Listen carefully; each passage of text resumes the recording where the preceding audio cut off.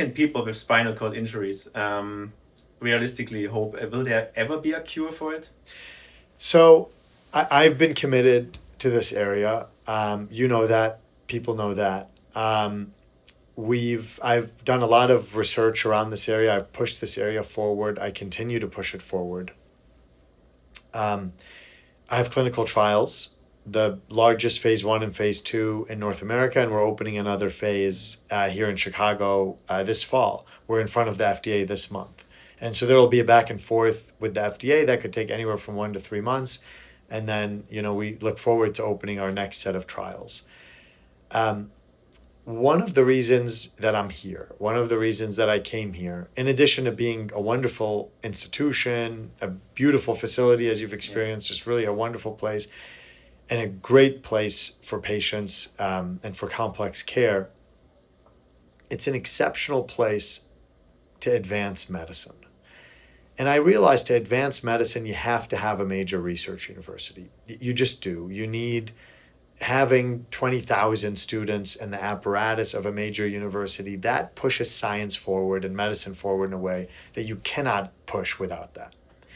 And it's a place with 100 Nobel Prize winners and a rich tradition in science and in medicine. And so many firsts happened here. The first chemotherapy, the first CAR T, the list of firsts is in the dozens and dozens. Mm-hmm. And so as I looked around, I saw a strong ecosystem in terms of stem cell biology and regenerative medicine. I saw a very strong ecosystem, probably the strongest in the country in terms of brain-machine interface. And one of my first jobs as chair was to keep that team together, which we've done successfully. And I saw a very strong apparatus here in the city. We're very fortunate. There's 11 wonderful universities, some with different strengths in different areas. We can collaborate and work together, and my colleagues at other universities have been very supportive.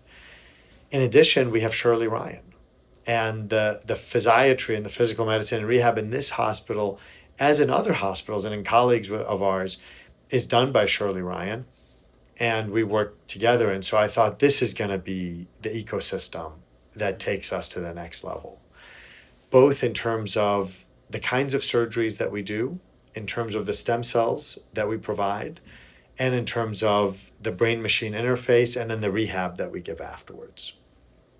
And between those modalities, you think about cancer, there's surgery, there's radiation, there's chemotherapy. So there's adjuvant therapies. Sometimes we do radiation ahead of time. Sometimes the radiation that we do ahead of time is different from the radiation that we do afterwards. And so there's no easy solution to spinal cord injury. It's very difficult. As you know, it's a disease that impacts the patient, but also impacts the whole family. This is one of these rare diseases where the whole family has a dramatic impact upon them, upon their way of life. But it's the advancements that are coming, that have already occurred, and that are coming in the next 5 years, 7 years, 10 years. Those are significant advancements, and we will continue to see them occur, and we'll see many of those occur right here. Perfect. Sounds great. Gives a lot of hope for us, but also for a lot of people outside. And you mentioned the stem cells and the computer interface. How could it be? How could it help Oliver in the future? He's had such a positive response already. And even though you would say traditionally, look, 2 months after the injury, complete instability, he's not doing anything, he's, an injury not compatible with life, you would think leave it alone. And yet we didn't. We pushed, and he's in such a different place today than where he was 2 months ago. And so then we think, well, there's other things that we could add. And so that's where the clinical trials discussions with the FDA are, already underway about what else we could do to help Oliver. He surprised us at every step. And so we should believe that he'll keep surprising us. Perfect. And the last question I have from the community is, and this is a question which comes very often, and it's we know that this surgery was a stabilization. So everything was what came now, or came back to Oliver, is like also a surprise, because we knew it's more like we have to fix the head again. We have to stabilize him. That's more or less we cannot connect the spinal cord itself. So a lot of people asking, will Oliver be walking again in the future? So it's a good question. Yeah. And I don't know the answer. But what I'll tell you is this. We did the stabilization surgery, but in addition, remember, his spinal cord and his spinal fluid was everywhere. Remember the images that we saw in the front and in the back and moving everywhere. And as soon as we cut skin on incision, there comes the spinal fluid. So we reconstructed all of that. The spinal cord was herniating forward into the neck. And we put it back and reconstructed the spinal cord. So we enabled those connections to occur again. And so in addition to the stabilization, there was a spinal cord component that enabled this recovery, and that's enabling these connections to occur. Now, how far do we go with that? It almost feels like every 3-4 days, Oliver gains something new. And I never like to count out a 2-year-old. And especially someone with as much personality as Oliver. And that's the other thing. Oliver has a lot of personality. And people who interact with him learn that.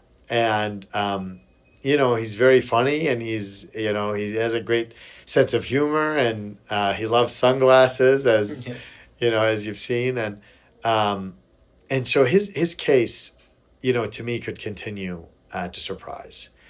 And so I think the sky's the limit for him. He's 2 years old. He surprises us at every turn. Every 3 days he's gaining something.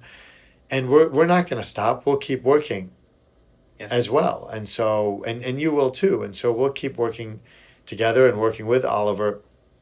And this is a unique case. The things that we learn from Oliver's case will help inform other treatments. These are unique cases that help push the envelope. Yes. And that informs how we treat everyone else. That informs the hundreds of thousands of patients, the millions of patients throughout the world that have this condition. Thank you. That was exactly also the idea of this interview. We know now from a lot of people, that this case, Oliver, is very unique. A 2-year-old normally is not reaching the hospital after an accident like that. So we are working together with you also in the future. Now we are going back to Mexico to start a new life after this accident. But we are coming back in spring, March, April in 26 to continue the rehab of Oliver together with you. And of course, all the people who are watching that, they are interested. How will Oliver proceed in all that? What can he regain by his own?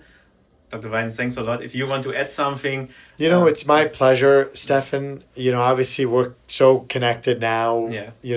Me, you, Oliver, Laura, your family. And that'll continue, of course. And what I'll tell you is this too, and for the audience to hear, you're going to understand this, and I just want them to picture this. Oliver couldn't move. But when he realized that he was moving his hand, you could see the light bulb go off. And you could see he thought, I'm moving my hand. And similarly with his urination. And you could see he's thinking, wait a second. He's 2. He knows what's happening. And so that's amazing.